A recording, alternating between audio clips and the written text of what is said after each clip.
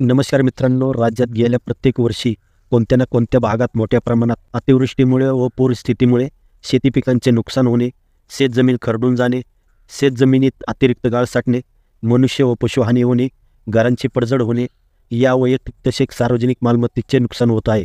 यामुळे अशा नैसर्गिक आपत्तीग्रस्त शेतकऱ्यांना शेतजमीन उबाऊ करण्यासाठी, पुन्हा लागवड करण्यासाठी, घराच्या पुनर्बांधणीसाठी, गुरांच्या गोठ्याच्या पुनर्बांधणीसाठी, विहिरीच्या दुरुस्तीसाठी माती किंवा गाळ, मुरुम, कंकर इत्यादी गौण खनिजाची आवश्यकता लागते.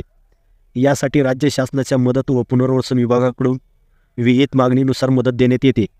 दिनांक 30/8/2019च्या शासन निर्णयानुसार या गौण खनिजाच्या 5 ब्रासपर्यंतच्या वापराकरिता स्वामित्व दरातून सूट देण्यात आलेली आहे.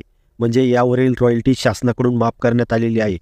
परंतु या शासन निर्णयाची क्षेत्रीय यंत्रणेकडून अंमलबजावणी होत नसल्याने आपत्तीग्रस्तांना याचा कुठलाही लाभ मिळत नाही आणि याच्याचकरिता राज्य शासनाच्या माध्यमातून दिनांक 14 नोव्हेंबर 2025 रोजी एक GR निर्गमित करून नुकसानग्रस्त शेतकऱ्यांना दिनांक 30/8/2019च्या शासन निर्णयानुसार 5 ब्रासपर्यंत रॉयल्टी फ्री आवश्यक गौण खनिज उपलब्ध करून देण्यासाठी या निर्णयाची काटेकोरपणे अंमलबजावणी करण्याचे निर्देश क्षेत्रीय यंत्रणेला या शासन निर्णयाद्वारे शासनाने दिले आहे.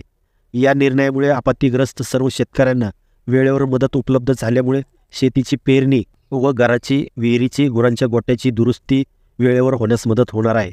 अशा प्रकारे शेतकरी बांधवांसाठी महत्त्वपूर्ण हा व्हिडिओ होता. हा व्हिडिओ आपल्या जवळच्या शेतकरी बांधवांना जरूर शेअर करा. धन्यवाद.